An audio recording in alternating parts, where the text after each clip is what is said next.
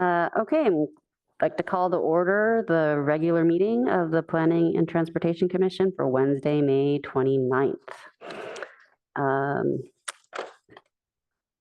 Ms. Dow, can you please take the roll? Chair Chang, Present. Vice Chair Rekdal, Here. Commissioner Aiken, Here. Commissioner Heckman, Present, appearing remotely with just cause and no one over 18 in the room with me. Commissioner Liu, Present. Commissioner Suma, Present. Commissioner Templeton. Present. We have a quorum. Great. So our first agenda item is public comment. Are there any speaker cards? I don't think so. I have no request to speak. And then is there anything online? Let me take a look. Nope. Okay, great. On to agenda changes, additions, and deletions. We have no agenda changes or deletions. Okay, great. And then on to city official reports. Ms. French. Yes. Good evening, Amy French, Chief Planning Official. I wanted to, first of all, call attention to an email that I sent out before 5 today, so fairly recently, noting our Office of Transportation staff is unlikely to be able to make it tonight, but forwarded on a statement regarding the Wilkie Bridge subcommittee. Some items there. I suppose I could read it off. Based on the online community survey and bridge subcommittee members' input, we will leave the anti-slip fiberglass deck strips as is, and we'll replace the rubberized coating section that was installed in the second area with a sharp turn with the anti-slip fiberglass deck strips as part of our upcoming bridge repairs project, which is going into construction in late summer. So I've done my bit for transportation. I'll give you a summary there. Okay. Thanks, Raphael, wherever you are. I asked him yesterday, and he dug that up really quickly. Wilkie Way is a wooden bridge, and it gets slippery when it's wet. And they used to put rubber mats on it, and then those broke up and broke off. So they tried about a year ago 2 tests. One was you would actually take some fiberglass non-slip and screw them into the wood boards. There's a sharp curve where they did that. Another spot they painted on, it almost looks like just paint with sticky stuff in it, non-slip. And that seemed to be almost as good to me. And so they're going to do that for everything where they have that fiberglass on that sharp turn, they're going to leave that. So that's going to be good to get it done before rainy season.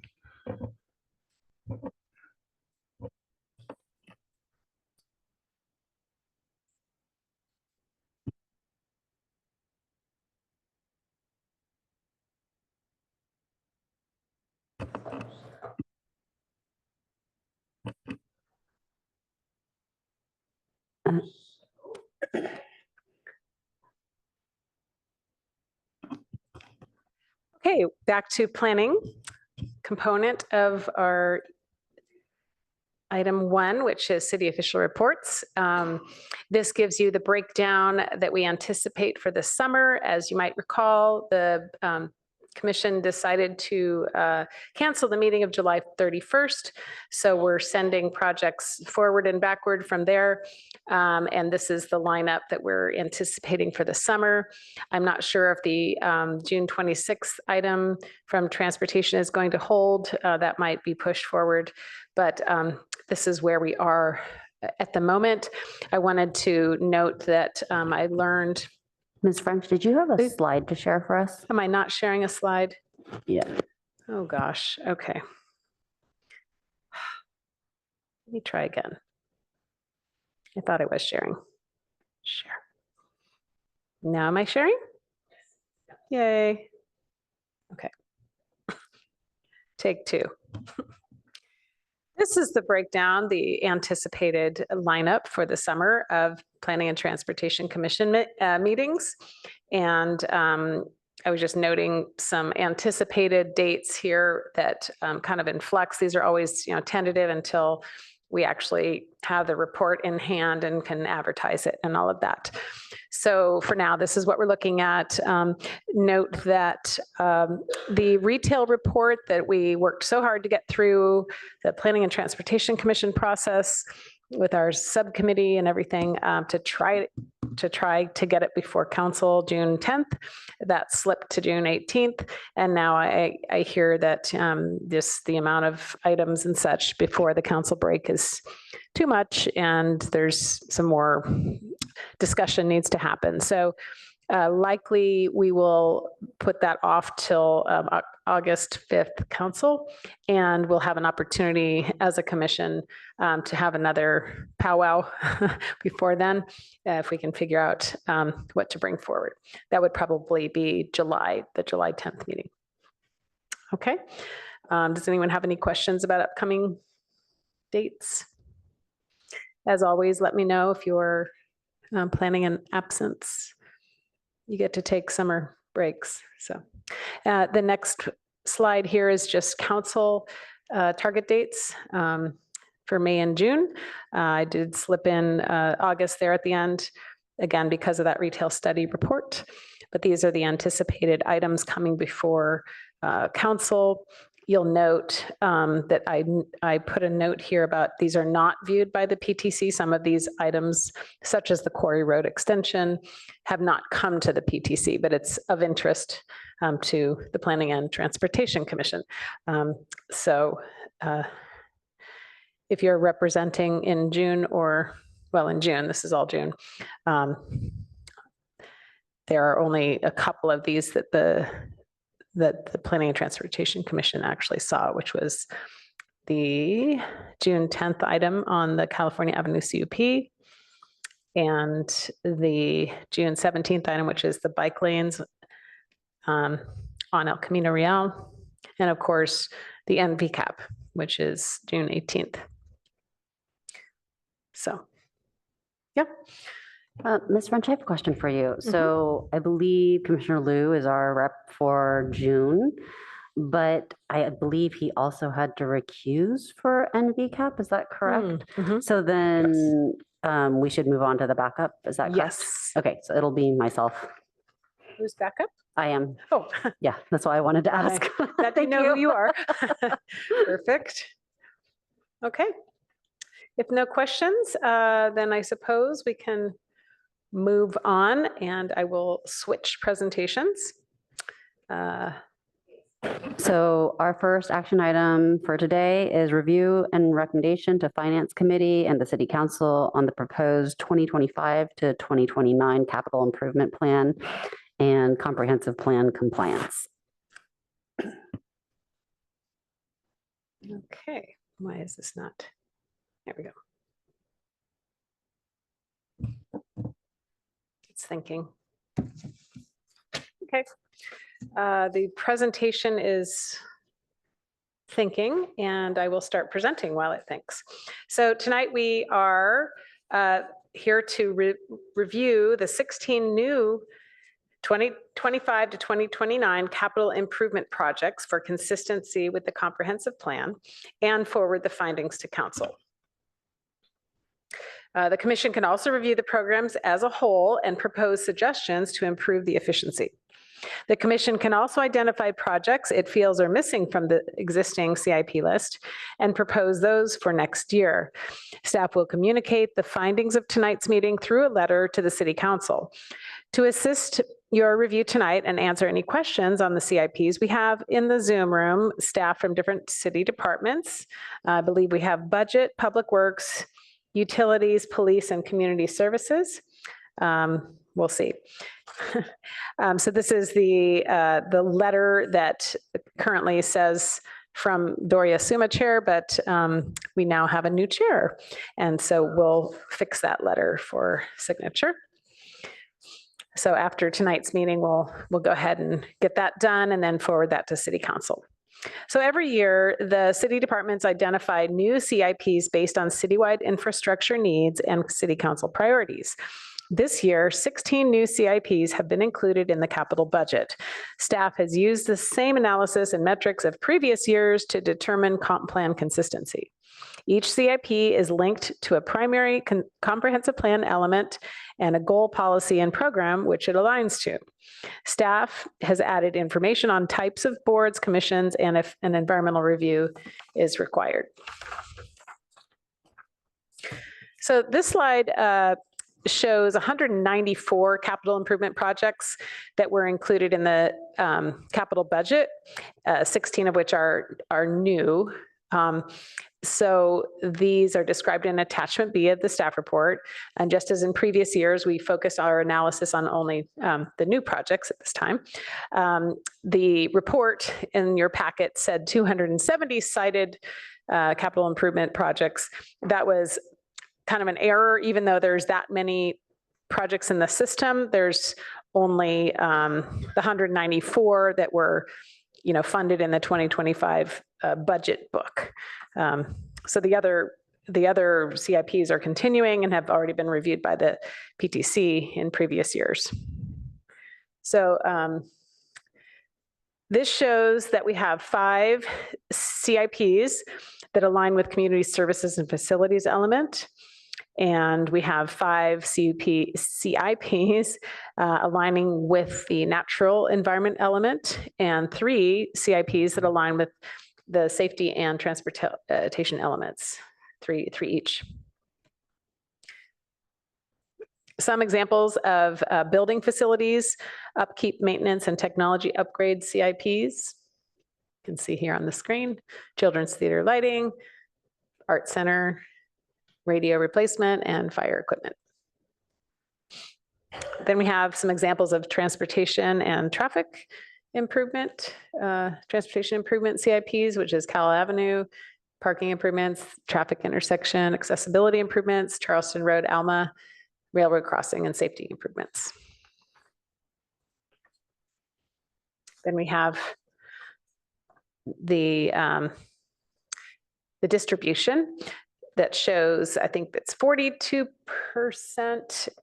for the natural environment, 36% for CSD, land use transportation is 8% each, and then safety is 5%. So we come to the recommendation that we seek commission finding that these CIPs are consistent with the comp plan and recommend council concur with the finding. Thank you. And if you have any questions for the team members, I'm just going to check and see. Yeah, we have someone from CSD, someone from Administrative Services, and someone from Public Works, and someone from Fire. Yeah, several folks from those departments. Okay, so light them up if you've got any clarifying questions. We'll start with Commissioner Rectal and then Commissioner Aiken.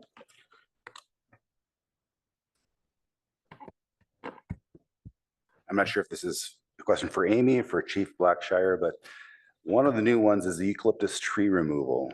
And looking in the funding, it's not funded this year. Page 13 of the big binder, it lists 7 different CIPs that are on the list but aren't funded at all.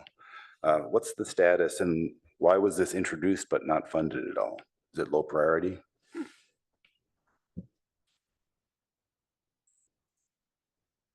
So seeking those of you who are attending from other city departments. Oh, Paul, excellent. Hi, Paul. Hi, Paul Harper, Office of Management and Budget. So this project actually is funded in fiscal year 2025. So that's the first year of the 5-year CIP that we're looking at. Fiscal year 24 would be the current year that we're in. And so what we're reviewing now is for anything that's starting in fiscal year 2025 and beyond as part of this new 5-year CIP plan. Okay, but in the booklet that we have, it says it's not funded. If you look on page 13 of the booklet. Page 13 of the big binder. Yeah, the big binder, page 13. When I looked at the specific item, it was funded. I don't know what page it was though. Yeah, I guess I would reference you to page 212 of the capital budget, the fiscal year 25 proposed capital budget. That's where the project page would be. Oh, I wonder if I used the link in the soft copy, and I wonder if that's linking to an old version. Okay. Okay, that is good. That answers my question. Thank you. Commissioner Liu? Commissioner Aiken? Thank you, Chair. My question is about packet page 19. That's item number 5, the Arastradero Creek gas line repair. And the question is which elements it might be most consistent with. I found it odd that it was associated with policy N 7.1, which is specifically about electricity needs. And wondered if maybe S 1.13.4, which is enhance the safety of city-owned natural gas pipeline operations, might be a better fit. So I'm curious as to why the decision was made to use N 7.1 instead. Let's see. So do we have someone from utilities? Roger, are you from utilities, perhaps? I see you are unmuted. Roger? Roger is not from utilities. Ah, sorry, I just see one word there.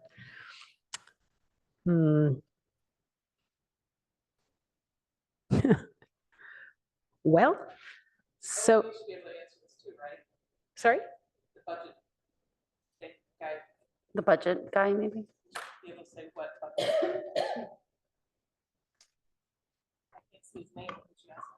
Oh, Paul is with the ASD. I don't have this binder you referred to see. I mean, I have the packet page 19 is what we're talking about for anyone out there who wants to follow along. Item 5, gas line repair at Arastradero Creek appears to be a utilities item, wastewater and water pipelines. And the policy that's referred to is in the energy section with utilities department as the lead on the project. And Commissioner Aiken was suggesting that which part of the comp plan would be more relevant? Yeah, Yes. what caught my eye was that it's currently associated with a program that's all about electricity needs. And my first thought was, oh, are we running a gas-powered generating plant down there somewhere? And so I did a quick search through the comp plan looking for other more likely sections. And Okay. S 1.13.4 is the one that cropped up because it's specifically about natural gas pipeline operations. So no urgency about this. I just wondered why it was done the way it was done. I don't have an answer for that. And if no one else is here from utilities to answer that, then it can't happen tonight. But S 113.4 I've had noted, and I can follow up with the utilities staff tomorrow. That's great. Thank you. Yeah, sure. So, sorry, Paul Harper, Office of Management and Budget. So we rely on the planning department to actually align these with the comprehensive plan. So I believe the person who did that's actually not here this evening. I will say if that's a correction that is recommended, I would include that in the letter to the Finance Committee, and we can make that correction as part of the adopted budget for that project page. Okay, thank you. I've got a question for Mr. Harper. So I noticed that there were several of the 16 new CIPs that don't hit the fiscal 25 budget. And somehow my recollection is that the last time we did this, that the most of the time that projects do. So is it just a planning exercise that it's because, for example, if you look at the Children's Theater lighting system, there's nothing until fiscal 28 and 29. And so is it just because we know that this is something that's coming down the pipeline and that we're planning ahead for it? Yes, essentially, yes. The 5-year capital plan is a plan where we try to put in needs of items that we know are coming along. Ideally, we try to get them in there as early as we can when we have information that is somewhat accurate and we can program in dollars and scope and timeline. A lot of the time things kind of pop up as somewhat emergencies. And so that's why a number of them kind of fall into the first couple of years. But when possible, we do try to put them in there as far out as we can, just so that we have the plan in there. You know, things can move around. I will say when council adopts the budget, they are only adopting the first year of the 5-year plan. So in this case, it would be 2025. The rest of the years are used for planning. And essentially we reference back to them if there are changes made going into the next 5-year cycle. But yeah, to answer your question, yes, they are put in there with the idea that we want to plan ahead as far as we can. Thank you. And then I had a little bit more of a specific question about the third new CIP, which is the Palo Alto Art Center ceramics equipment. And this is on package page 18. There was a note that said that the Art Center has not had a sustainable plan to maintain equipment for the ceramics program, unlike nearby municipalities. And I'm wondering, is that going to be something that we're changing? Or is this just going to be kind of a one-time Band-Aid patch?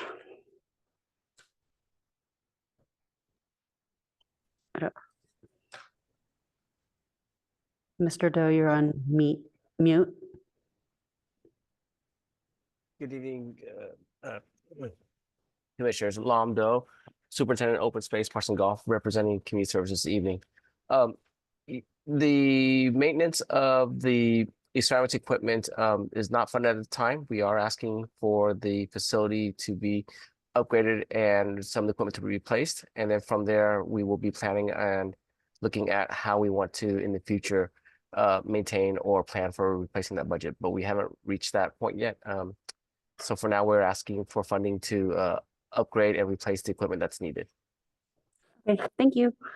And I'm going to keep going because I'm not seeing other lights. One more question about the number 6 city radio replacement program. Just a question about this is the report on page 19 notes that the replacement program will be the first time digital radios have been replaced since the city joined the Regional Interoperability Authority. So I'm wondering when, just for context, when was that? When did that take place? I remember that it was in the news, but Paul Harper with Office of Management Budget. I will throw out a date, but I wouldn't quote me on this. I want to say it was in like 2014 or 2015 is when we started the replacements previously. Thank you. Okay, and then I think this is my second to last question. So on number 13, or packet page 21, this is regarding the stormwater improvements and the capacity upgrades. When I was looking at the binder, and I unfortunately didn't note what page this all was in the binder, I noticed that Lewis Road is slated for 2029, so much later than these two, which are earlier. And so my question is it because these are kind of emergency or suddenly more urgent improvements because of the flooding, or like it jumped ahead in line, so I was wondering what happened there. Yes. Hi, good evening, Commissioners. My name is Holly Boyd. I'm the Assistant Director for Public Works. Yes, it's the latter.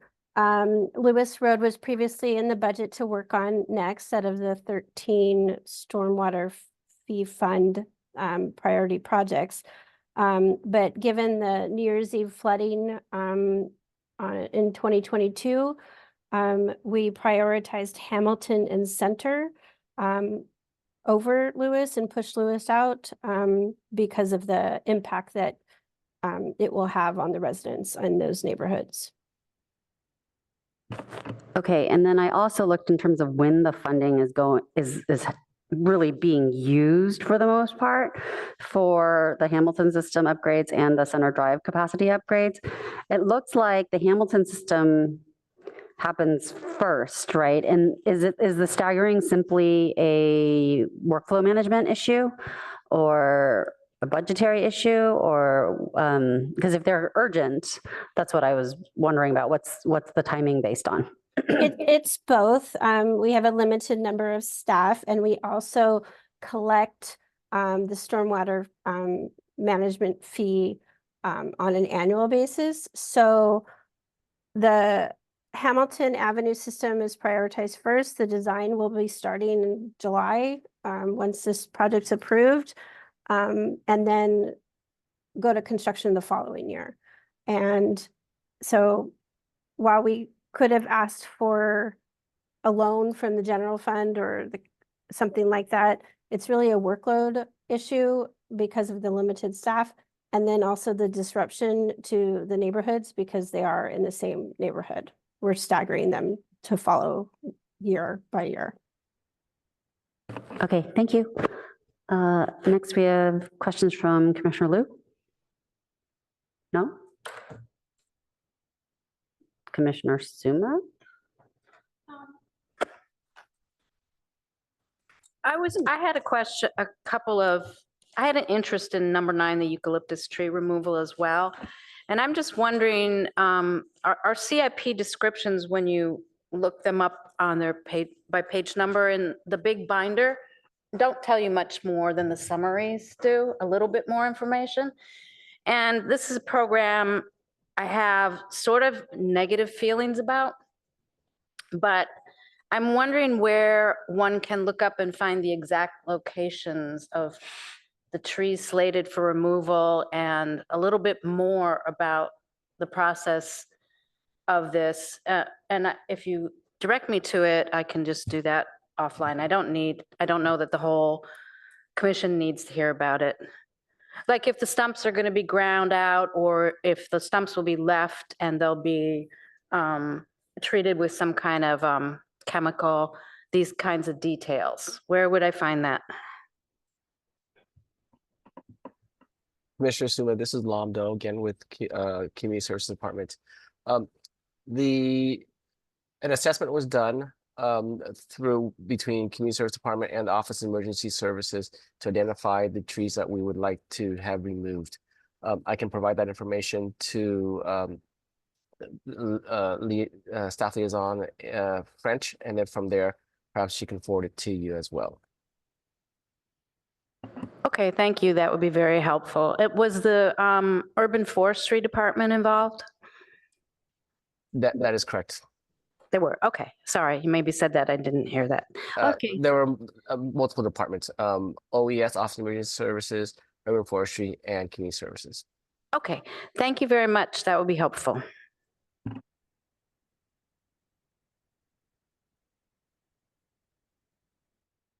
Commissioner Templeton? Thanks. I appreciate you bringing that up, Commissioner Suma. I also noted this one, but for a different reason, and I would love to hear what concerns you have if you do want to share them. Don't necessarily assume we don't want to know.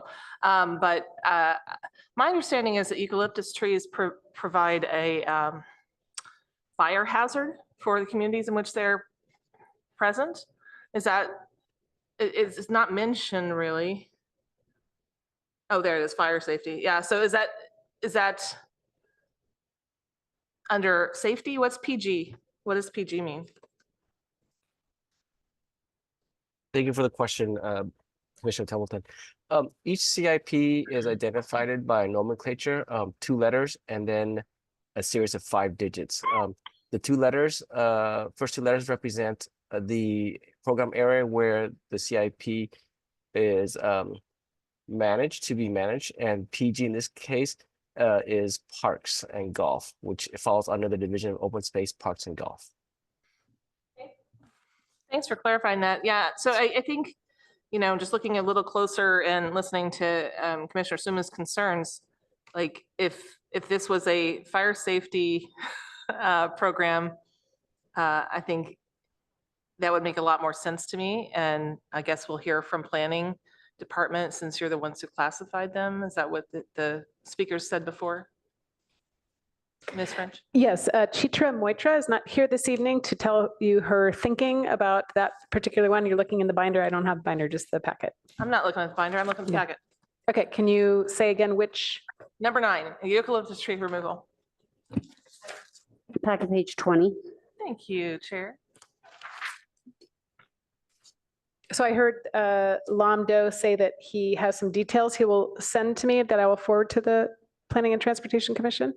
Yes, that that's not what I get was to your- that's what I was asking you to confirm. Yes, if you'll do that, that'd be great. Of course, I will do that. As soon as I receive it, I will forward it on to the PTC. So the concern here is how are the trees being removed, if they're being removed safely, and does it provide fire protection? So therefore, is it classified properly or improperly? Thank you. And if I could add to that, it's departments will work together in regards to managing the project.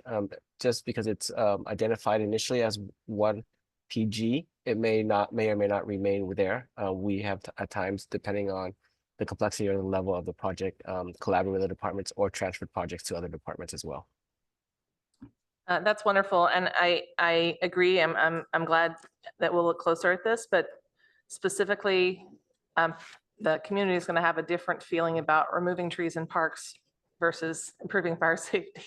So I think that's just something to think about. Thanks. Okay, one last clarifying question from me. This is packet page 21, number 15. This is the scheduled vehicle and equipment replacement that we see every single year.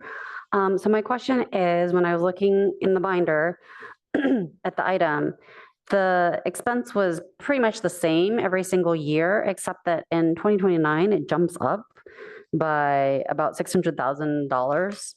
And so I was wondering if anybody could give a little visibility into why that's happening.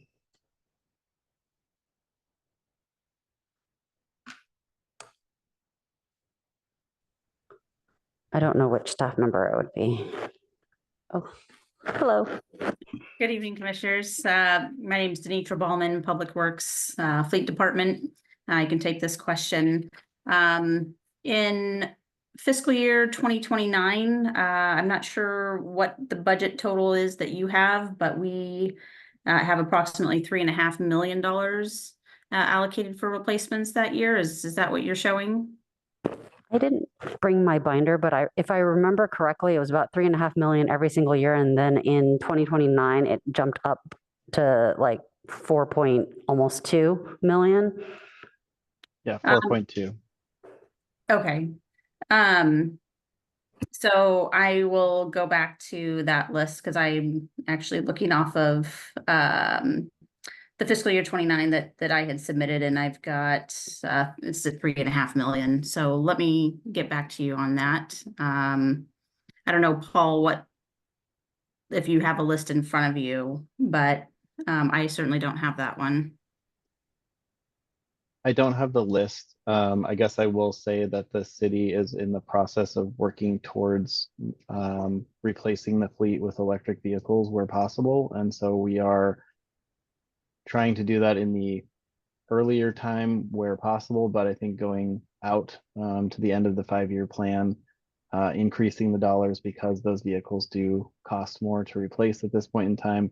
We're looking at kind of increasing the budget so that we have the capacity to do that in the out years. And that wouldn't be just for FY29, but yeah. Okay, great. That does answer. It sounds like there'd be a ramp up in EVs purchased to replace non-EVs in 2029, and that's why we're budgeting more for it. Because my next question would have been, are we replacing with EVs? But it sounds like you've answered that. So thank you. And it looks like we've got one more question from Commissioner Suma. What? Okay, from Commissioner Liu. Yeah, thank you. I wanted to ask about item number 12, the Alma Charleston Railroad Crossing Safety Improvements.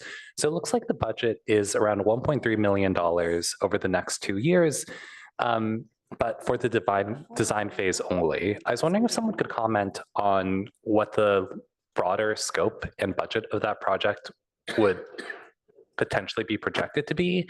And also if there was any scope or consideration of upgrading the crossing so that could support a quiet zone. So yeah, I would appreciate any answers there. Looks like we have Philip coming. Oh, great. Philip, did you hear that? Yes. Are you able to hear me? Yes. Okay, great. Yeah, so this is actually really similar to a project that PTC had approved for Churchill. So just a very similar project to that we did at the Churchill crossing. We are doing, entering the design phase, but we're, hoping in a similar fashion to get Section 130 funding for similar to what we did for the Churchill Avenue crossing for this project to move into the future phase for construction. And then the question about the quiet zones, no, this is not the quiet zones project. However, we do have that project, which is already proceeding on it's not on the same timeline. It's already moving forward. We're already starting the study for the other crossings other than Palo Alto Avenue, which is already in the final design phase. Yep. All right, thank you. That's helpful clarification. Okay, seeing no more. My pleasure. Seeing no more lights from commissioners for clarifying questions, I wanted to see if there was any cards for public comment on this item or anybody online.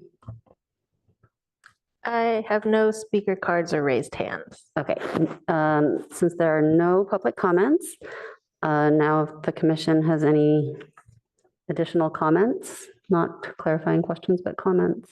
I think we kind of blended everything this time.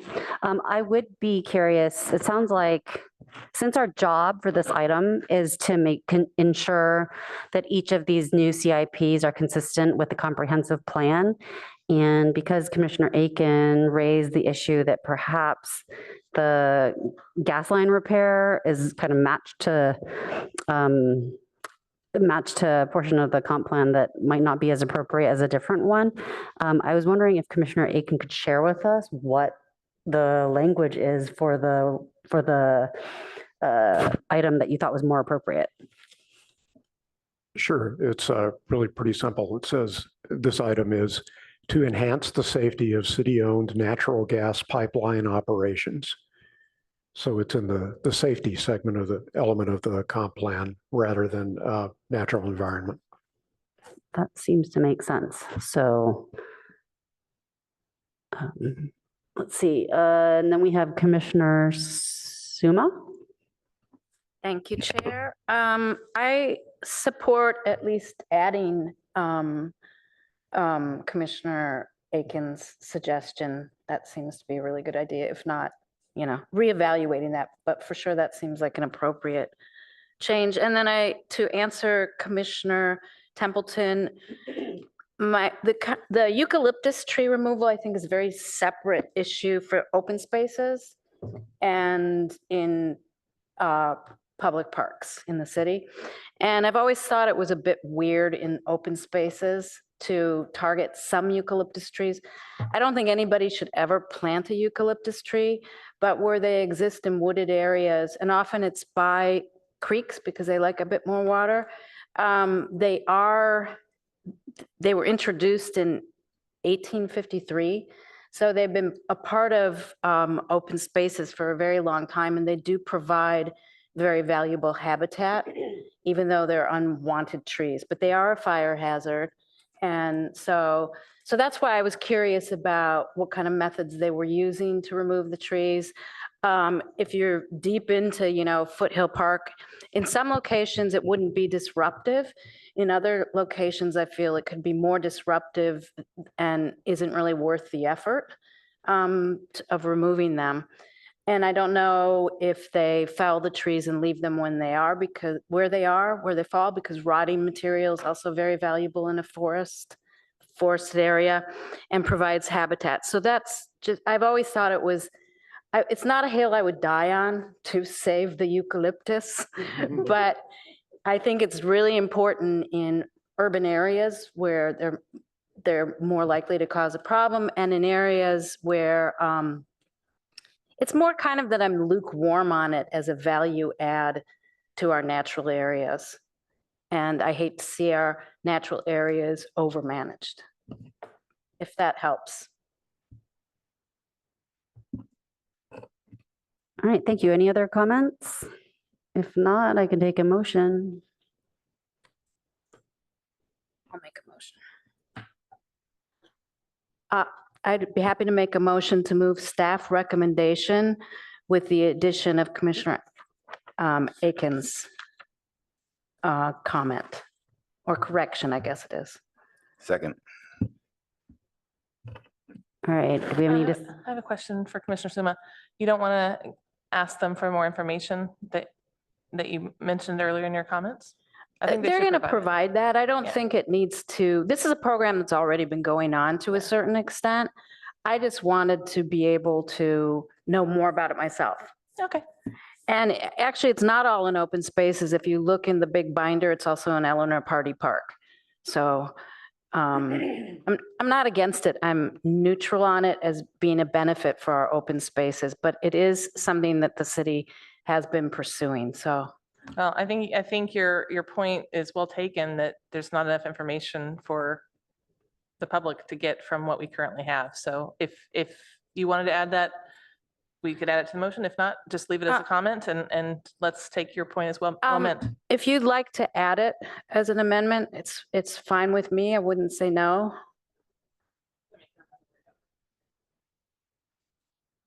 Sorry, I didn't hear you. You're the maker. I'm not going to worry about it. If you want to add it, you can add it. And if not, it's okay. Would my colleagues like me to add that? Okay, so then I would say, I would add a clause that says, re-examine the value and cost of removing eucalyptus in open areas. The value to the open space maintenance and cost to the city, and consider it. Which Does the second accept that change? To me, it's more of a general issue of just providing more information about what's being removed and where it's being removed. That, to me, my mind is more interested in that than actually the cost breakdown. I mean, I don't know if you're saying you would accept it or not. Oh, I would accept it, but I'm just wondering if we should Word it differently. word it differently, yeah. Well, why don't you take a crack at it? Okay. Request that we get more information about where and how many the eucalyptus are being removed. Well, I think it's also about, I mean, if they're going in with a large crew and dragging a giant tree out, it's really disruptive in a remote location in our open spaces. Whereas if it's along a road, who cares in some ways? So I think it's the details, the operational details, kind of. So how many, where, and how they're being removed? Yeah. That's fine if we want to incorporate, that's fine. I mean. Okay, so I'm going to try and restate the motion just so we know where we are on this. So we're moving the staff recommendation with the addition of Commissioner Aiken's reclassification for the alignment of the gas line repair at Estradera Creek with the comp plan, which was S1.13.4. And then also requesting more information on the location, number, and method of removal for the eucalyptus trees. That sounds fine. Is there any discussion about this?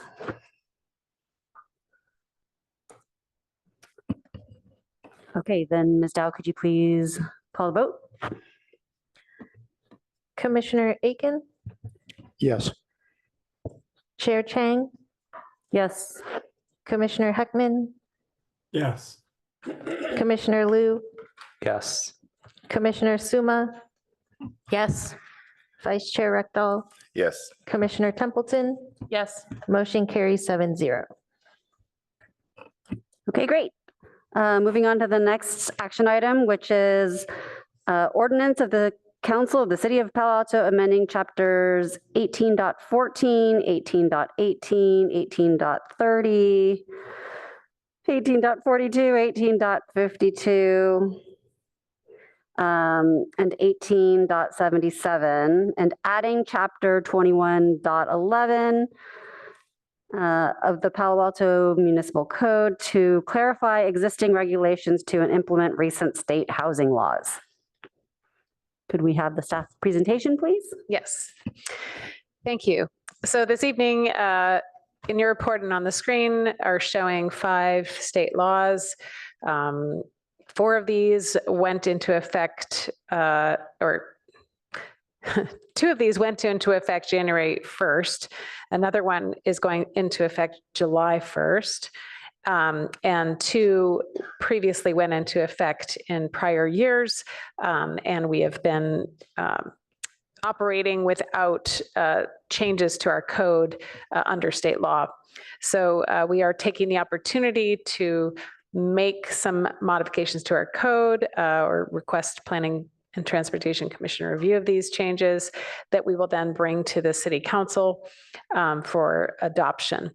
So you can see here we have 3 of these, 2 from this year's effective bills, and then 1 from 2019 that require ministerial review processes. So no discretionary permits required, no CEQA required for projects under these state laws. So this is just to note that we do have existing zoning code chapters that provide streamlined reviews, planning reviews, and so we're relying on those sections as existing in our codes. Then we have some parking items, which were, see, so under this, go backwards a slide, AB 894, AB 2097 are both related to parking. So we have a couple of changes to existing codes for that with, trying to address the loading and bicycle facility requirements, putting in something about the shared parking agreements. And we have something in there about TDM programs as well, addressing AB 2097. And then we have some other items that are related to just changes that were needed to be made, just clarifications, because we were just taking the opportunity to do this, sort of non-substantive changes. And then the last one there on this screen is we are anticipating council's action on the NVCAP on June 18th.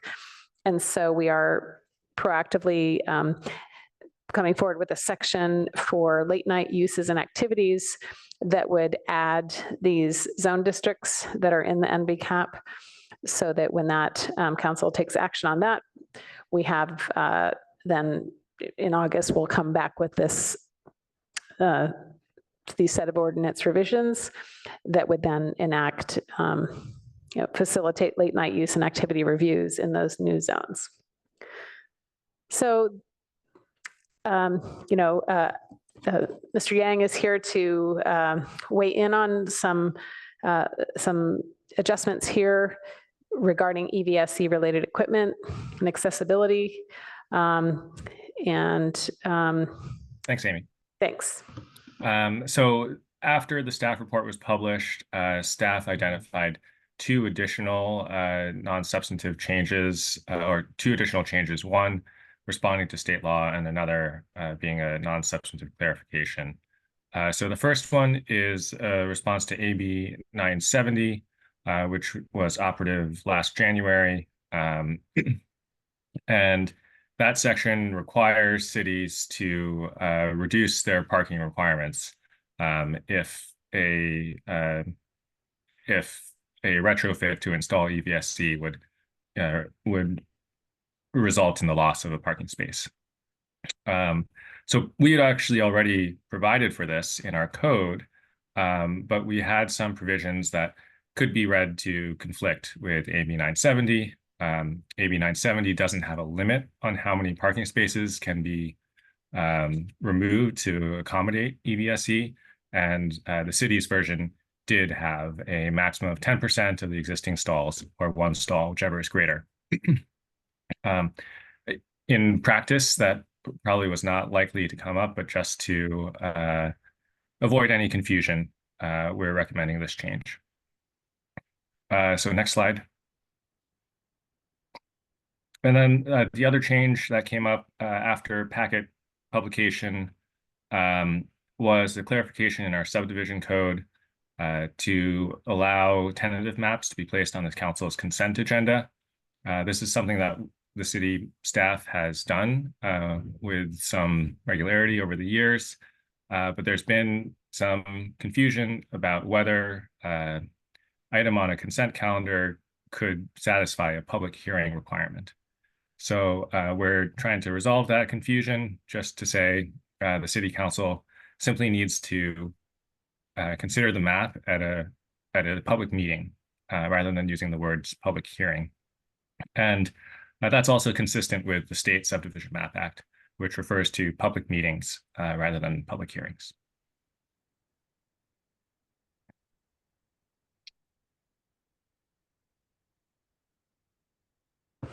Jumping back in as well on the SB 684, which I was thinking would be of great interest, being that it's kind of like the SB 9 that came through a few years ago that we prepared objective standards for. The SB 684 projects allow up to 10 parcels, and it allows a ministerial planning entitlement process similar to SB 9. But this is just for multiple family zoned properties of a certain size. And so we do have objective standards for 3 or more housing units that we use for those types of projects. We have the SB 9 objective standards. So depending on what projects come in, we can use those in the interim, but we do think we need to do some tweaking and create some SB 684 standards, objective standards specific to those types of projects as well. And then also have a process that we call the SB 684 process to come through with initial prelim designs, to have conversations with staff, work through what they're thinking to submit formally. I think that is the last slide. So I'm going to take our slides back to the first one to help with focus on the state law items, perhaps, if you would like to talk about those first. Okay, so first let me ask the commissioners if they have any clarifying questions before we take any public comment. So let's try and keep it to clarifying questions. Commissioner Rectal and then Commissioner Suma. If you go to slide 10, they talk about this voluntary code review. Can you give me more detail exactly what a voluntary code review is? Yes, so a voluntary code review would be something where we, highly encourage people to come through. We do this with the individual review program. It's not a requirement that they come through and show their concepts for a new two-story home in a neighborhood, but we highly encourage it. They come in, we have a discussion, we look at the context, we talk through the individual review guidelines and how they're doing with their plans.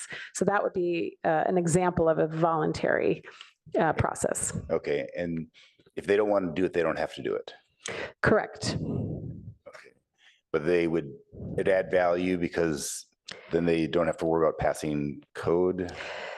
Yeah, so the idea there, it's it's a carrot rather than a stick. It's suggesting that they will have more efficiency when they do finally put, more detailed development drawings on paper to submit for building permit, if they've had preliminary discussions with staff before they, hardline some of their choices that may not follow our objective standards. Okay. Or other codes. That's useful. Thank you. Hannah, how does that differ from the ministerial planning entitlement process? So, go ahead. Yeah. So a ministerial entitlement process would basically just be a planning review against objective standards, and it'd be at a staff level. But the main difference is applicants would have to come through the planning department before they went to get a building permit. And so they would have to come in and submit their plans for planning to check them against the objective standards. And then they would need to get that approval, that entitlement from the planning department before going to the building permit process. So that's in contrast with the voluntary code review approach, where you could just go straight to a building permit and then your plans will get checked against the objective standards as part of the building permit plan check. But there's no first step at just the planning department. Okay, but the ministerial planning seems pretty streamlined. It's not very onerous. Why would we not want to do that? Well, what we found with SB 9 is that the voluntary process is useful for many applicants, but if you've got someone who feels confident, we don't want to, require more process than is necessary. Okay, and because we don't think that it's going to add value, we're not going to catch anything. Is that the issue? Well, I think we feel like we often do, but we're trying to streamline our processes as much as possible. Yeah, I understand. You don't want people jumping through hoops that aren't needed, but also if there's value added and it's not a terrible hard hoop to jump through, there may be value on both sides. But and okay, the voluntary process is always available, right? Even if it's not required. Okay, thank you. All right, Commissioner Suma and then Commissioner Liu. I had a question about Senate Bill 684, and it has to do with it applies to projects with up to 10 homes or fewer with size and density criteria in zones allowing multiple family use. And I find the code a little bit conflicting about whether RE, R2, and RMD, which are described as low density residential uses. I think the answer, and then multifamily. So the question really is, does multiple family residential use mean 3 units and more, or does it apply to RE, R2, and RMD, the 3 low density? So I'll take a crack at that. Our code defines multiple family residential as 3 or more units. And so that is how we think of that. The RM 15, or sorry, now it's RM 20, RM 30, RM 40. So Albert, would you concur with that? Yeah, that is the view that I would take as well. And I'll just going to double check one thing and I'll come back to you if I find something more to add. Okay, thank you for that. And then the next one, I believe, well, I just wanted to confirm what AMI Senate Bill 4 applies to, up to 60 or 80 AMI.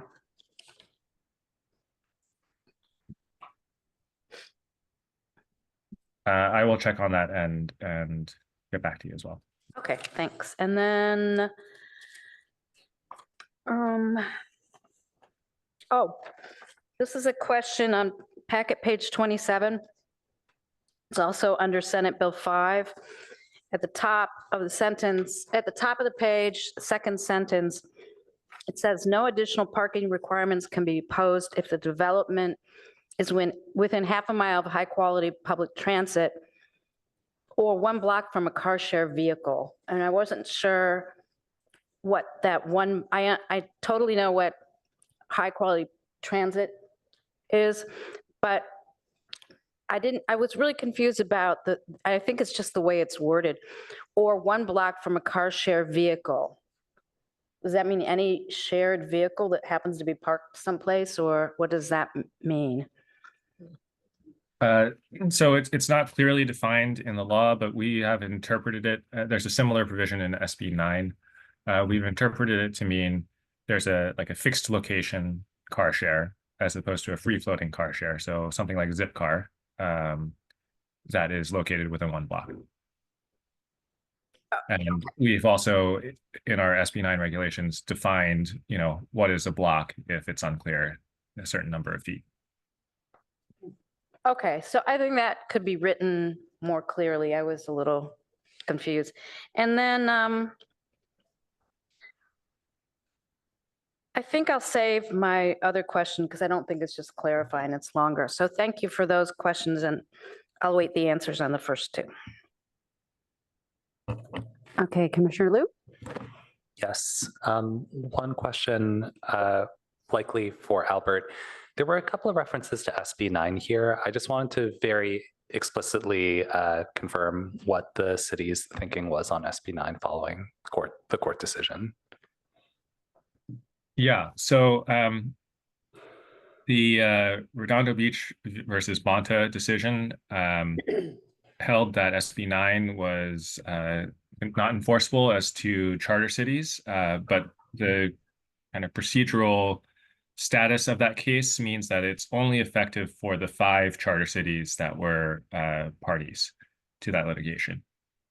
And those cities have also asked the court to declare SB 9 unenforceable for all charter cities throughout California, but the court hasn't made that ruling yet. Okay, thank you. Just to clarify then, so the court hasn't made that decision or ruling yet, so we are just waiting? Is that the? Right, we're waiting to see how the court rules on that request. And then beyond that, once that's kind of the last step for the trial court to take, is to rule on that issue. Once that happens, then the state can also appeal the ruling and ask for it to be stayed. So that's also to be determined. Okay, thank you. I've got a couple clarifying questions. So for SB 684, I just wanted to clarify or confirm my understanding on packet page 26, where it says it requires cities to allow up to the Mullen densities. So does that mean that if something is zoned, for example, if something is zoned RM20, that we have to allow it to become RM30 if that's what the developer wants, and if it is up to 10 units and under 5 acres? Is that what it means? Right. So we have to allow up to 30 units per acre, that density. It doesn't get the RM30 development standards. It's just that we need to allow at least that density. That's super helpful. Thank you. And then this is a question I asked in pre-meeting, but I wasn't 100% sure on it. So the description about SB 684 says it requires projects to provide the number of projected units for sites identified in a housing element. And so if a developer chooses to develop less than is projected in the housing element, then the development is not eligible to go through the SB 684 process. Is that correct? That's right. Okay, thank you. And then clarifying question about Senate Bill 4. So I just wanted to make sure I was reading this correctly. So it says ancillary ground floor uses are also permitted. And so things like the child care centers, et cetera, are allowed only on the ground floor, correct? I believe that's right. Okay. And then finally for Assembly Bill 894, this is on packet page 27. When would it be used? I'm trying to understand what a shared parking agreement looks like. Yeah. So I think the vision that the legislature had was you'd have a parking lot that exists someplace, and an adjacent lot wants to redevelop, and the adjacent lot wants to redevelop without providing parking on site. And so the lot that wants to redevelop would approach their neighbor and say, hey, I'd like to do a study showing that your parking spaces are underutilized, and therefore I'd like to be able to share them with you.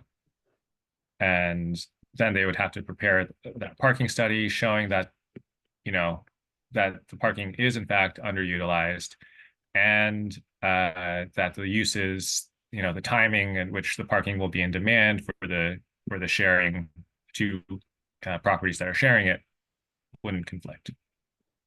Okay, but then ultimately it's up to those two property owners to come to some agreement about how that right work, except that we, the city, would then have to approve it. Okay, that makes sense. Right. And then I actually have one more question. This is on packet page 28 relating to AB 2097. And this question came up before, I think, in the context of the retail discussion. And it was regarding, so the law says that it doesn't affect requirements for EVSE or ADA parking spaces. And then, but that Palo Alto's interpreting our approach is to only require these spaces when a developer is voluntarily providing spaces. Is that something that we can change? Or, yeah, that's my question. Yeah. So this is an area where the law is somewhat ambiguous. What does it mean that AB 2097 doesn't affect EVSE and ADA requirements that otherwise would apply? And we've seen cities take differing approaches. The majority approach, I believe, is the one that Palo Alto has taken, which is, ADA and EVSE requirements apply as a percentage of the parking that you provide. And so if you're not providing any parking, there's no percentage to take. Other jurisdictions have, I think a minority of jurisdictions have looked at what is the, parking requirement, the base parking requirement, pretending that AB 2097 did not exist. And then you take the percentage of EVS spaces to find the number of EVSE and ADA spaces that would be required. And then you require that those spaces be provided. And so you would only be providing ADA and EVSE spaces, and there would be no other spaces, right? General parking spaces provided. That would make more sense. So. Okay, thank you for explaining that. And then I'll save the rest of my comments about that to later on. Are there any other clarifying questions?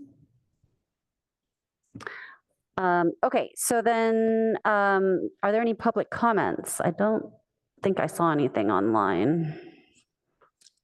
Yes, I have one speaker card from Herb Borak. Okay, great. Hello. Hello, commissioners. I also had a question about the status of the City of Redondo Beach case on SB 9. That is that we have programs and policies in the comprehensive plan and regulations in the zoning code to implement that law, which at least for those 5 cities and maybe for the entire state, will be declared unconstitutional for charter cities like Palo Alto. And it seems to me, to be prepared now, if that is the case, to have changes to restore those policies and programs and regulations to what they were prior to the enactment, and also to consider how that affects the way in which we meet our regional housing needs assessment quota. That is, to be continuing to suggest, changes such as this evening when we're not sure whether that is still legislation that we are required to abide by, and that was the rationale for changing our comprehensive plan and our zoning ordinance. And it seems to me we shouldn't just let those things stand, but rather be proactive so that, just as the legislature sometimes has bills which take effect at a later date, and if you look at the code, the statute for a particular code, you can see where it will show both what the law is up to as of a certain date and what it would then change to in a future date. And here we would be having that and at those changes say, if or when a final decision is made that it is unconstitutional, that we would already have those changes, restoring the language ready. Thank you. Thank you for your comment. All right, commissioners, any comments about this item?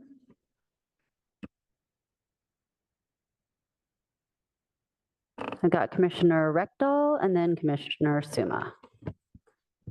Question for Albert about the public speakers. The SB 9, when we implement SB 9, do we have it contingent on SB 9 being valid law? Or is it just have we changed the law to be consistent with it?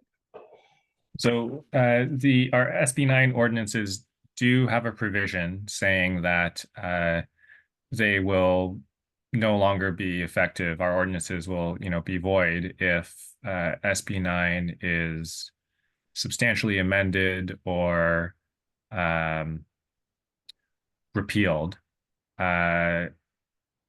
So we do have some language that might come into play here. But I'll note it doesn't speak to what happens if the law is invalidated by a court. It doesn't specifically mention that. And in particular, if it's invalidated for just certain cities, then it seems kind of special case. So your opinion is that our ordinances would not change if it was invalidated by the court? It's something we'd have to look at more carefully if that decision does extend to the rest of the state. Okay, thank you.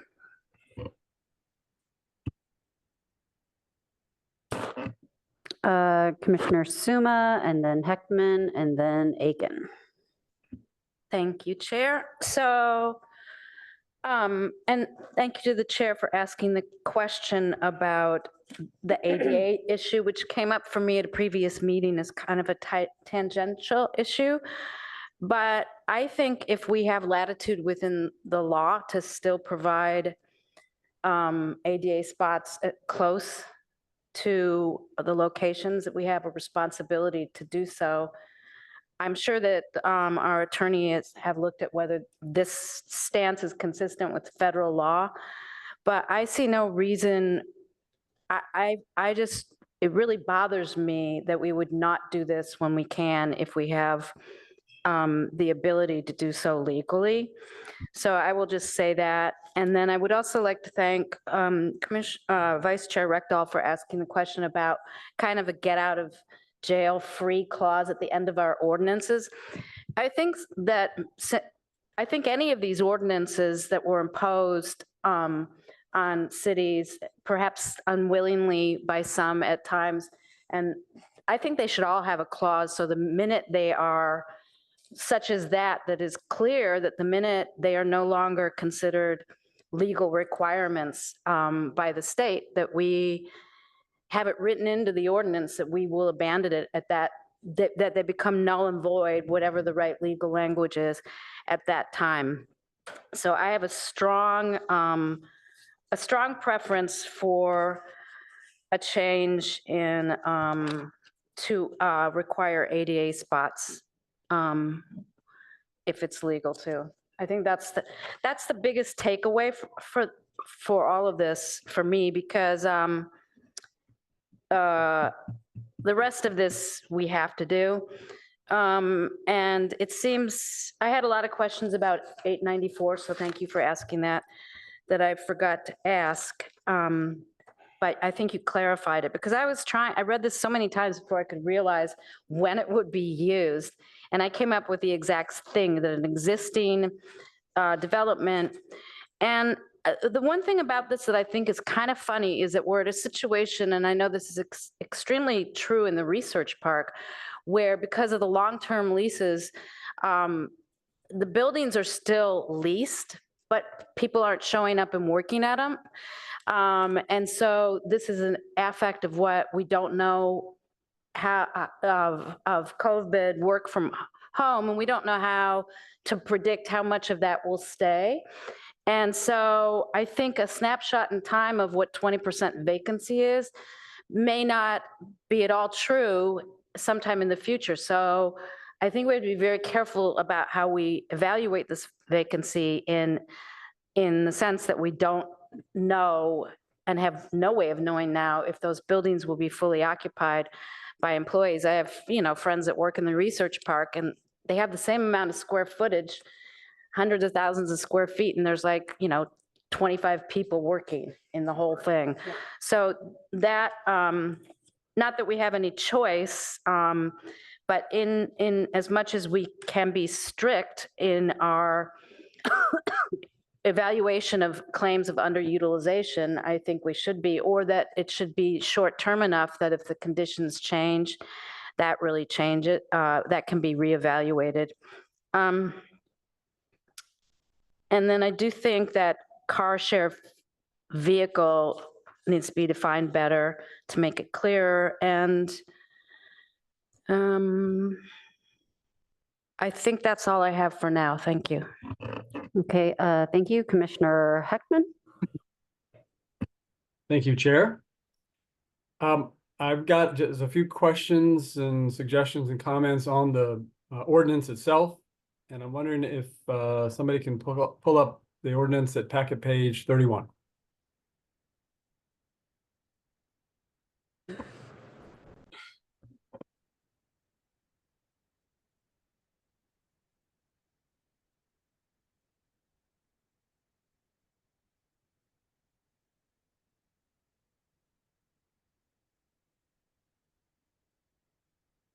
Maybe while we're waiting for the ordinance to be pulled up, I wanted to circle back with Mr. Yang to see if he had an answer to the outstanding questions about the 60 versus 80 AMI, and then also sort of what happens to the low density residential.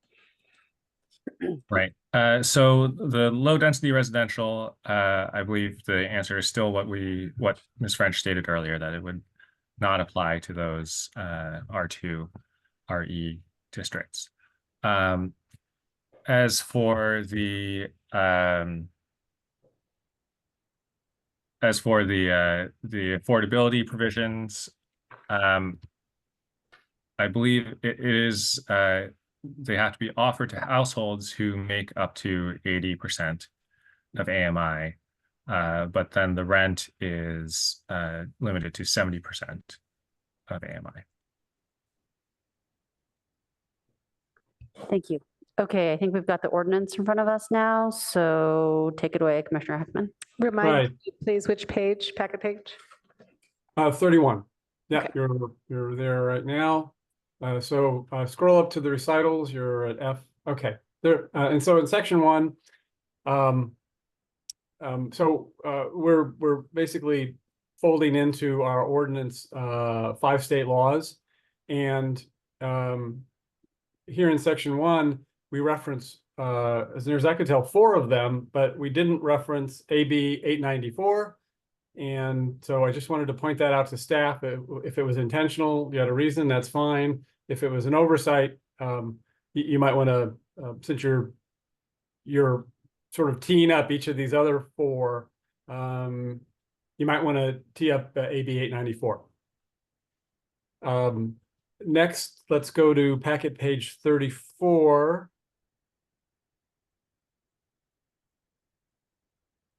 And I want to go to 1814 60A2. Be before that, yeah. Packet page, so it probably there. That was right at the down a little bit. I think it's right at the top of 34. Here we go. All right. So I'm looking at this first provision here that for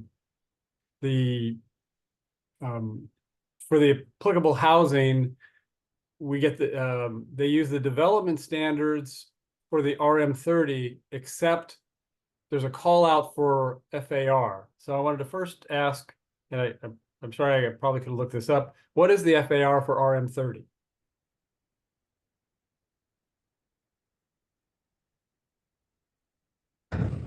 I would have to, I'm sharing the screen, so I'd have to look that up to say what it is. I believe this 1.25 relates to a housing element implementation ordinance, and it escapes me now which action that led us to this 1.25, but it relates to, and Albert, perhaps you might remember. The FAR for the RM30 district, the base FAR is 0.6. Sorry, Okay. 0.6. 0.6. Okay, so we're actually by virtue of this provision allowing the development standards for the RM30, but double the FAR roughly. Yes. Okay. All right. And since the purpose of this legislation that's driving us to do this is to promote additional housing, that's not going to run afoul, right? As long as we're not below their limit, we can be above it. Right. And this that 1.25 number is taken from the standards and the RM30. This whole set of standards is taken from our treatment of housing opportunity sites in the R1 districts. All right, and I think that's what Ms. French was alluding to, is this really is a tie into our housing element work to meet our RENA goals. Mm-hmm. Okay, all right. Next, at the top of packet page 35, so one more page. Let's see, where we're talking about the scroll up. Let's see.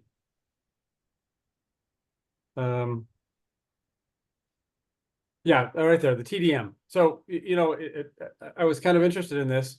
When we've had projects come through that were seeking a relief from full compliance with our parking standards, we've routinely responded with a requirement for a TDM.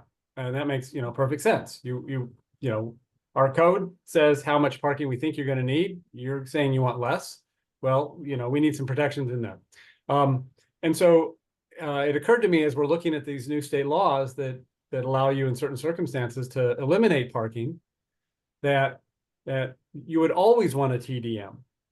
And so really, I was just wondering, Mr. Yang, if there was some background on this, as the state is adopting these low to no parking regulations. Is there dialogue in the intent for these statutes about encouraging TDMs, that's really the way we want to do this, or you know, limiting TDMs as some kind of restraint? Is there a flavor that's coming out of the state on TDMs? To my knowledge, there's not really discussion of TDM. It's just sort of a policy direction that, if you don't provide the parking, then it won't be used. Okay, all right. Well, it makes sense to me in this context that we're doing it. And so I was just curious about that. Toward the bottom of the page, if we can go to, and this is my last one, 18.52040. Right here. And my issue is, I'm looking for the word feasible. There it is. In subpart D, where feasible. I always get nervous when I see this in an ordinance or a statute, because it is potentially, fertile ground for disagreement and slowing things down to accommodate and resolve that disagreement. So do we have a definition anywhere in our code of what feasible means? Do we have a different word that we more normally use and is defined? How will an applicant know whether it's feasible or not? I mean, if I can cut down a tree and provide that loading space, does that make it feasible? Yeah. This may be an area where we can just get rid of that where feasible, and have it be a requirement, and rely on an adjustments exceptions process. Right. Okay. Well, I'd like staff to consider that. So I don't know that I want to make it part of a motion, because I think as you say that, you may have to trail it through the code to make sure that would work. And I don't want to, bind us to something that might not work, but I would like staff to look at that. And those are my questions and comments. Thank you. Okay, thank you, Commissioner Aiken. Thank you, Chair. Just a couple of quick ones here. Since we're on packet page 35, let's stick with that first. In 18.52.040, there's a typo. At least it appears to me that there's a typo. Yeah. But loading a bicycle parking facilities should be and. I wanted to reinforce my appreciation for the required TDM plans for AB 2097 projects. I'm very happy to see that. I had one concern that Commissioner Suma's comments about SB 894 raised in my mind. The difference between a project that has absolutely no parking at all and one that has the required ADA, otherwise required ADA and EVSE spaces might be really significant, because you might have to provide driveways and other space requiring features of the design that otherwise wouldn't exist. So I'm curious as to whether the state might regard that as a constraint on production. And that's all I have for this. Thank you.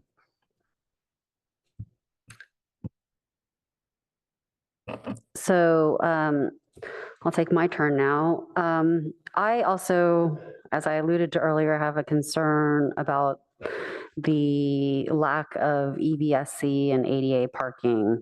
And it's not just ADA for me, it's also EVSC, because as part of the retail ad hoc, we saw that it primarily 2 areas in the city that are going to be affected by AB 2097. And those areas of the city for us right now are pretty much built out. And I believe our plan regarding getting EVSC spaces into those areas of the city was to sort of slowly get them in as people rebuilt, remodeled, whatever.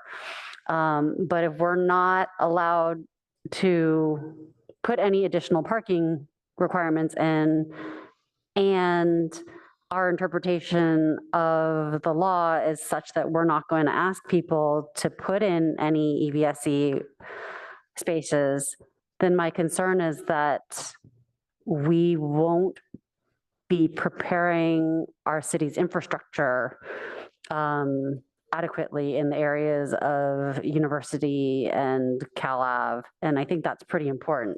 So I wondered if there was a way for us to put that EVSE parking back in. And similarly, I do have the same concern about ADA parking, because if we have a new building going up, we can't have a city that just, if these areas become much denser,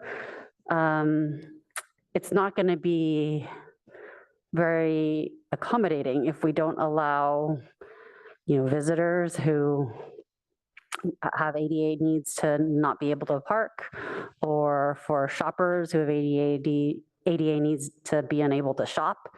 And so we've got to think, I think it's short-sighted to not plan for those needs.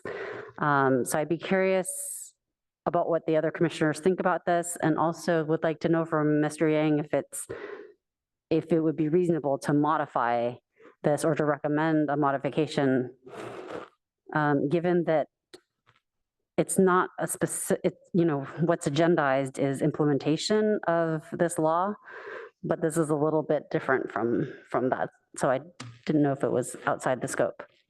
And then I also hear Commissioner Aiken's concern about requiring, just one ADA spot or just one EVSE spot might also have unforeseen consequences. So I would be curious to hear what the commissioners have to say about that. Mr. Yang? Yeah, so I don't think it's beyond the scope of the agenda item.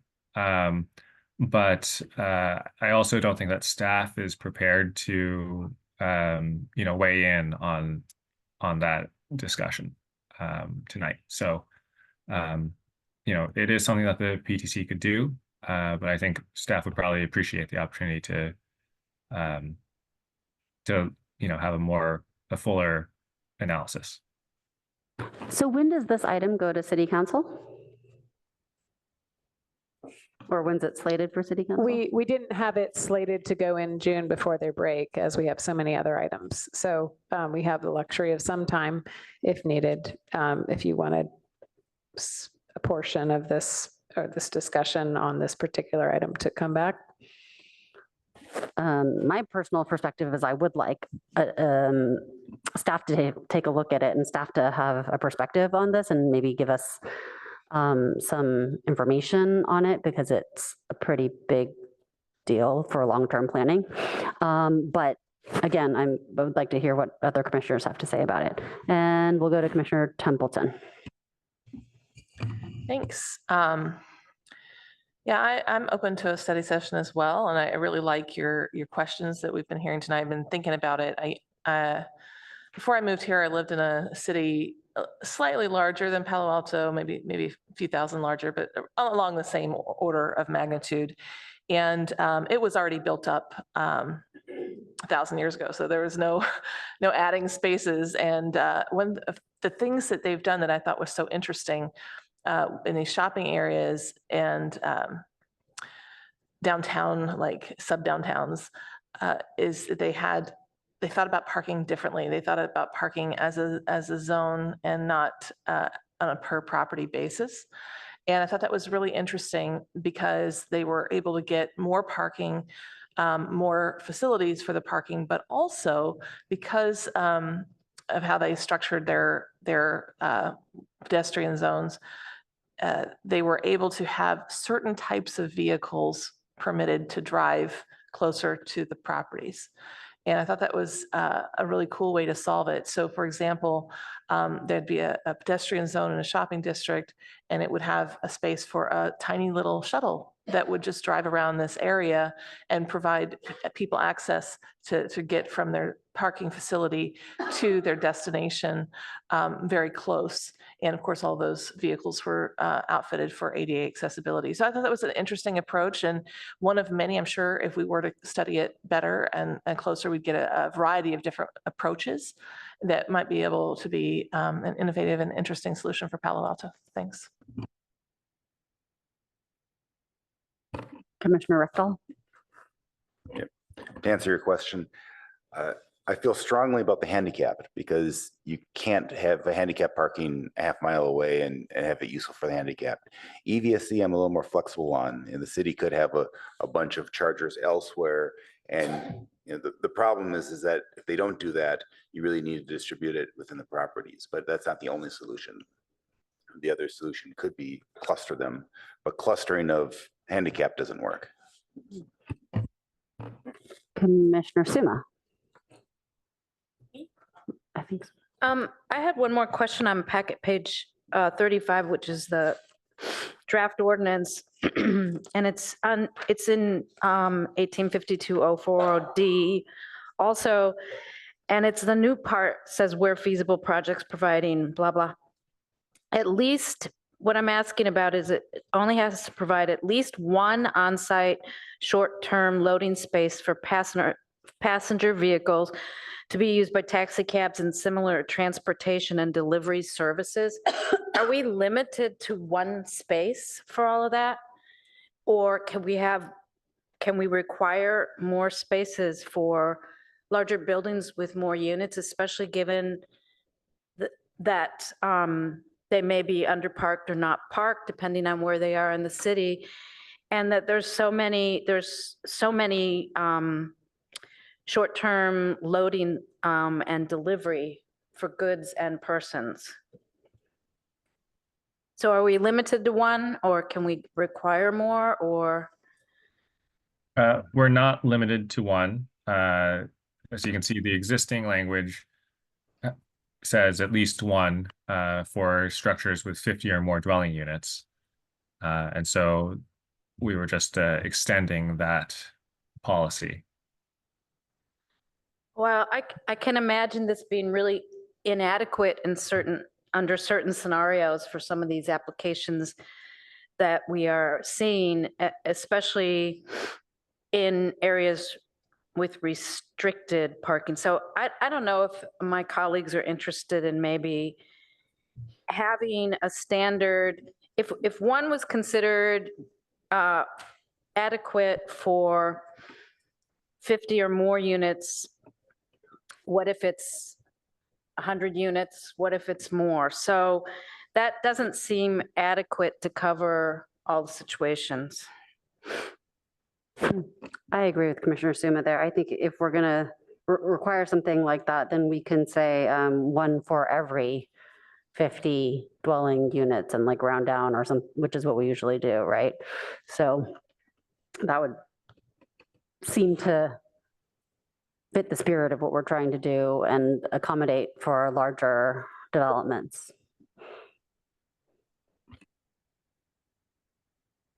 Great. I guess we would also appreciate a PTC comment on whether, one, for any project that's utilizing AB 2097 might be too much, because, AB 2097 could easily be utilized by a site with a very short frontage and maybe without much ability to provide something off-street.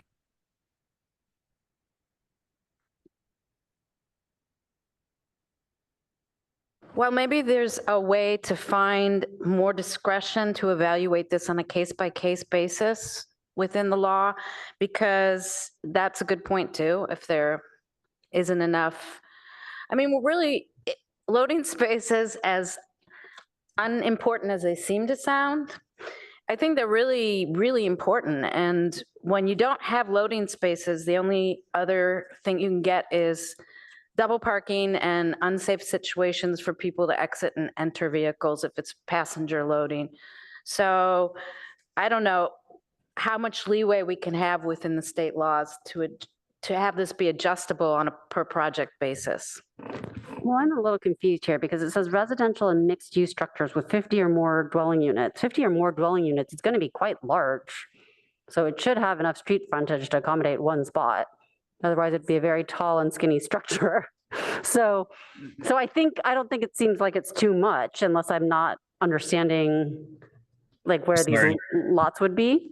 The question was more about the additional language, which was for, any project that's using AB 2097. We would be saying if where feasible, you have to provide this off-street space. But again, as Commissioner Heckman suggested, where feasible is, I think it solves the problem of what if you have a small frontage, it's a small site, but it raises other issues around implementation. Maybe what we need to do is study that as well, along with the whole AVSE and ADA issue. It seems like, I mean, if you're looking at Cal Ave, for example, we have a bunch of very small storefronts. If every single one of them isn't providing parking, we don't need the entire street to be filled with the loading zone. So I think we need to think about that. I was reading the paragraph incorrectly, so thank you for clarifying that for me. So I would suggest that we look at that a little bit more, because maybe what it is it's some mix of ADA, EVSE, and loading zone spaces. One question I had for Mr. Yang is, right now, when parking is required in, say, the Cal Ave or University area, isn't it the case that if the property owner doesn't have the space to do it on site, they were able to pay into a fund? Isn't that right? That's true for University. The University Avenue area allows in lieu fees to be paid instead of parking. Okay, so maybe what it is then is that, and so now we wouldn't require those in lieu fees at all for University Avenue. Is that correct? That's right. So maybe what it is then is that there's an in lieu fee for EVSE and ADA so that we can put those into our parking structures. Like EVSE upgrade costs money. So that would be a good use of that, I think, and shouldn't be too onerous. That's just an idea for the study session. Okay, we've got comments from Commissioner, I'm not sure who was first. I think Commissioner Liu and then Rectal. Yeah, I think I'm also comfortable with the study session. It is hard to really picture and project what requirements are appropriate. Not to kind of prelude that too much, but could we get some context on the history of the one loading spot for 50 units? And can we also clarify whether loading like a white stripe on the sidewalk as loading, or kind of a loading zone in an alley or something similar could satisfy or has been used to satisfy this requirement before?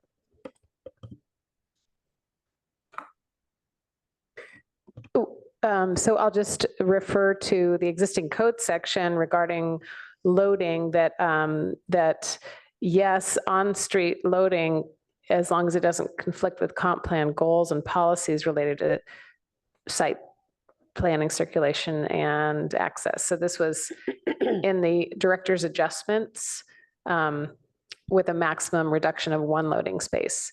So it allowed for a kind of administrative process to make that determination, unrelated to the 50 units thing, just existing code.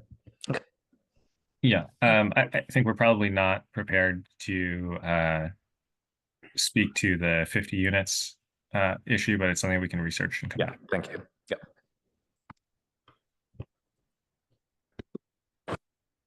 Commissioner Rectal. Yeah, I agree. I think we should have a study session, but also have some data. What is demand? What's a reasonable? What's the best practice for providing parking and loading? I don't know what is 50, 25, 75. I have no idea right now. So, okay, thank you. Okay, do we have other comments? Because I'm not seeing anything. Oh, Commissioner Heckman. Sorry, I thought it was a ghost hand. Commissioner Heckman, go ahead. Commissioner, Hume, you're on mute. Thank you. So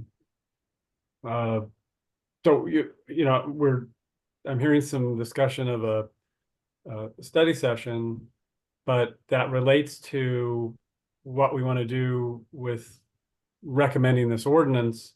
And I think we've just heard that we have the luxury of some time.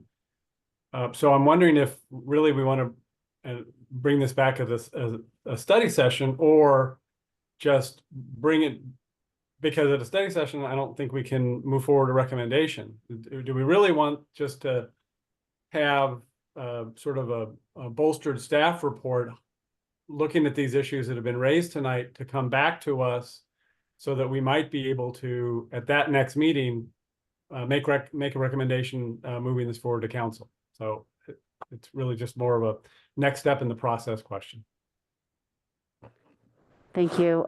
So my thought on this is that I think we've got agreement for the vast majority of the ordinance. So I think it would be most productive if we could at least approve the staff recommendation with the exception of certain items that we hope that will come back to us, and then we can make a recommendation about to approve those remaining sections, just so that when it comes back to us, we're not reopening up the whole thing for discussion again, and we can keep our discussion focused. Does that make sense to staff? Is that a good way to proceed? Yeah, we'd appreciate that. Okay, would somebody like to take a stab at making a motion?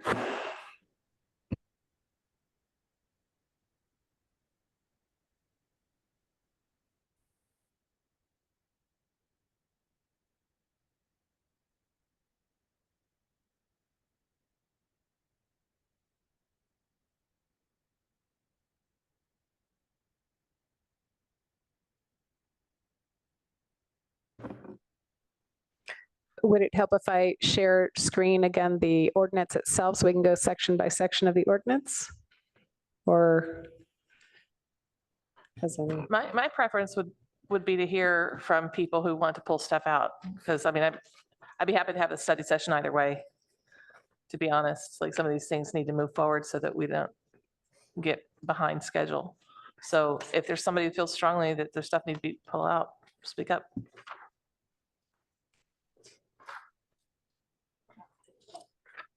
Where did it go? I think it pertains to sections. I have to find it. I think it pertains to section 18.52.040. Does staff want us to cite sections or just topics? The topic is sufficient. We'll Okay. work with that. Yeah. So that will make it much easier to make a motion. Okay. Does somebody want to take a stab at a motion? Okay. I would say that we move the staff motion with the exception of coming back to a study session that would, okay. With exception that we would come back for a study session to talk about EVSE parking, handicap parking, and also loading zones.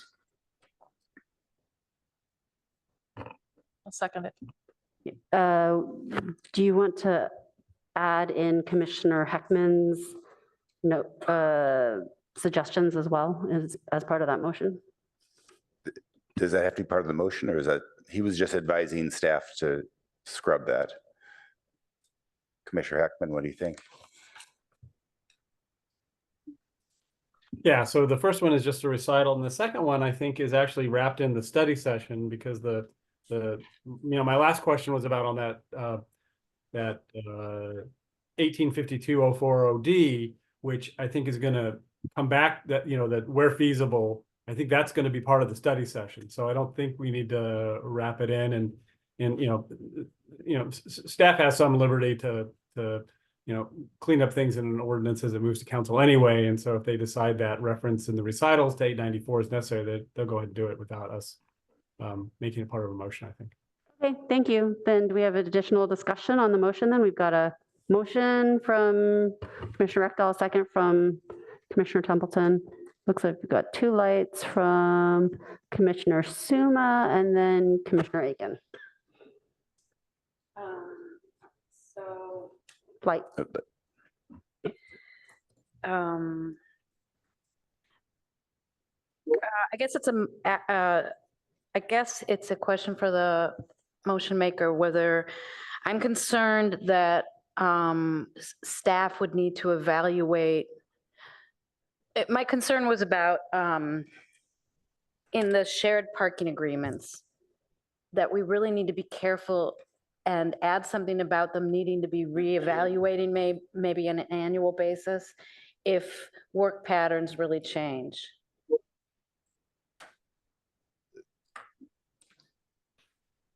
That's tricky though, because if you've allowed someone to build a complex to unshared parking and then now work patterns change, well, you're kind of stuck, right? Unless you. Well, I mean, I think if somebody gets stuck as a consequence of not building parking, it's better that they should be stuck than they're going to start parking. I mean, so many of the neighborhoods around downtown and Cal Ave, all of the neighborhoods have parking permit programs. So you can't go park there. So then I think there has to be a real commitment to TDMs that really work and other modes of transportation. I mean, it's kind of, if you don't hold them to the commitment of shared parking, it's like having your cake and eating it too, potentially. I have a question for Albert. How much of this is dictated by state law and how much flexibility do we have for the shared parking? Yeah, unfortunately, I don't think we have a lot of flexibility around it. The state law says a local agency shall approve shared parking if it meets certain standards. So if we wanted to put a stipulation that survey that supports the shared parking has to account for future work patterns or something like that, could we do that, or is that not allowed? Well, the state law is actually pretty prescriptive on this. It says that we must approve the agreement if it includes a parking analysis using a peer-reviewed methodology developed by a professional planning association. Okay. So I don't think that we can add on to the methodology requirements. Okay, fair enough. Thanks. Commissioner Aiken. I was taken aback by the motion that it would be a study session rather than an action item. Because I thought we were leaning towards making a decision. A study action, right? A study session with action, correct. I would think that we would have an action coming out of this. It wouldn't just be a study session. So study session is a bad terminology to use. Right. So do we need to rephrase our motion to make it clear that there will be? I would say in a future action item as opposed to.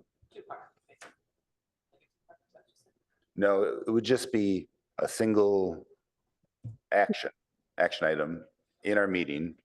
And it would not be a study session, but it would be an action item discussed in the usual way. That would be studied, where we would study and come to a conclusion.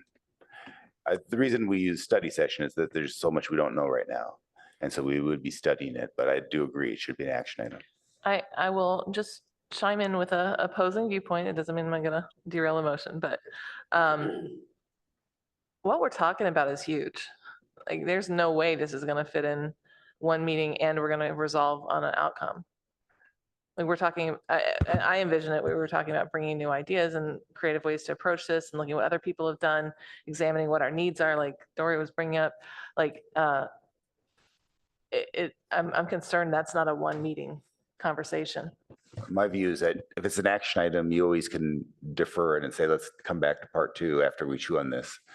But if we all talk about it and really come to consensus, then I want the option to give a recommendation right there. Theoretically, I like that. Most of the time when staff brings an action item, it's a very focused corral to get us down the path they want us to go versus coming up with a brainstorming approach. So anyway, either way, however we want to do it, it's fine. But if we want to just get to an action item, like we got it in front of us tonight, but the staff's not prepared. Yeah, correct. Well, my thought on that is that we do need to implement AB 2097. So we can hold off in case there's small tweaks that we want to make because we simply don't have the data. But to your point, Commissioner Templeton, I think that, yes, we need to think more holistically and broadly about what do we do with our two major retail areas and the parking needs for specific audiences associated with those areas. And hopefully some of that at least could be addressed. But in the shortest term, we absolutely need to push forward the implementation of AB 2097 in a way that doesn't permanently put into place things that we can't correct.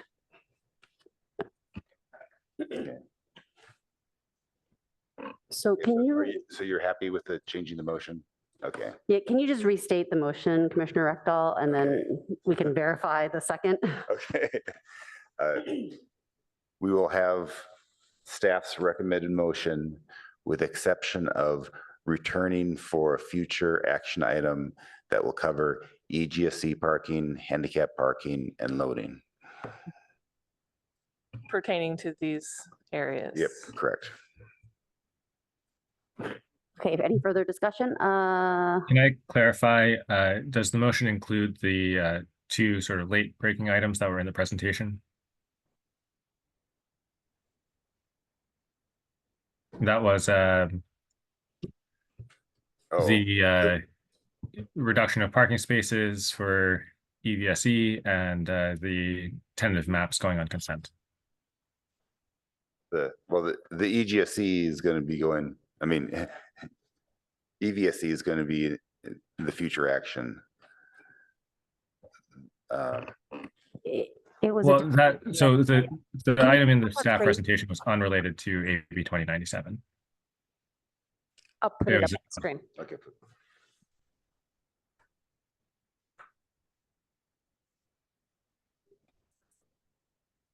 Oops.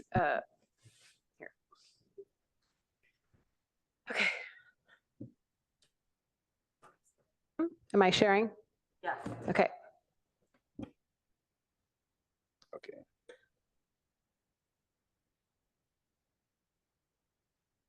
So this is about how to handle retrofits of existing parking spots. Yeah. Yeah, this is fine. Yeah, this, I would include both these as part of the motion. Great, thank you. Approving both of these is recommending both of these. And the seconder? So this is part of the staff recommendation that goes forward, even though we don't have a date with council, but anyways, we're not bringing this piece back when we talk about, okay. Correct, yeah.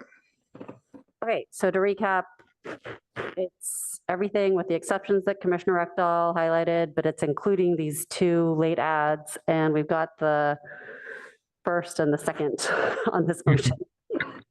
Can we, it looks like I have one more comment from Commissioner Suma, is that right? And I don't think the rest of my colleagues will agree. I just think the whole thing should come back to us instead of approving part of it, because it's not a very big section, but it's very big changes. And why don't we read it all together in the final version that staff is recommending?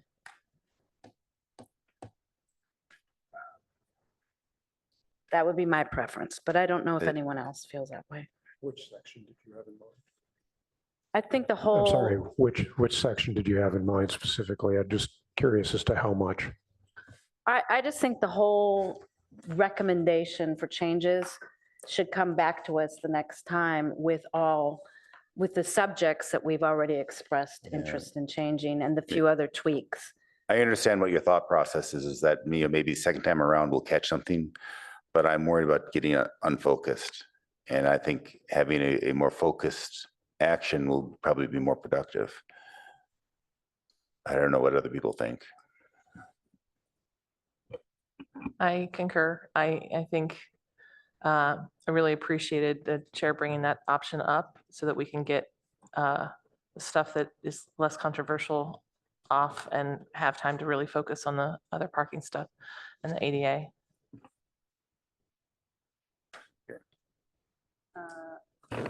Okay, I don't see further comments. So then why don't we take a vote, Ms. Dow? Commissioner Templeton, Yes. Vice Chair Rectal, Yes. Commissioner Suma, Yes. Commissioner Liu, Yes. Commissioner Heckman, Yes. Chair Chang, Yes. Commissioner Aiken, Yes. motion carries 7-0. Okay, wonderful. So on to our next agenda item, which is the approval of minutes. The draft verbatim minutes of May 8th, 2024. As revised. I'll move the approval of said minutes as revised. Second.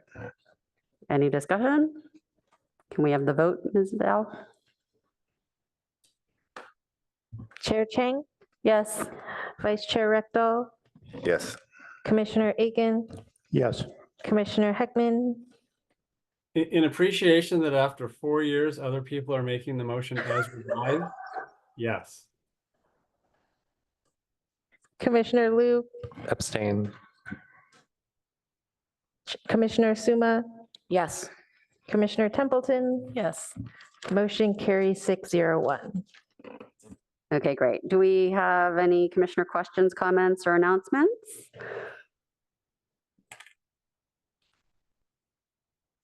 All right. I call this meeting adjourned.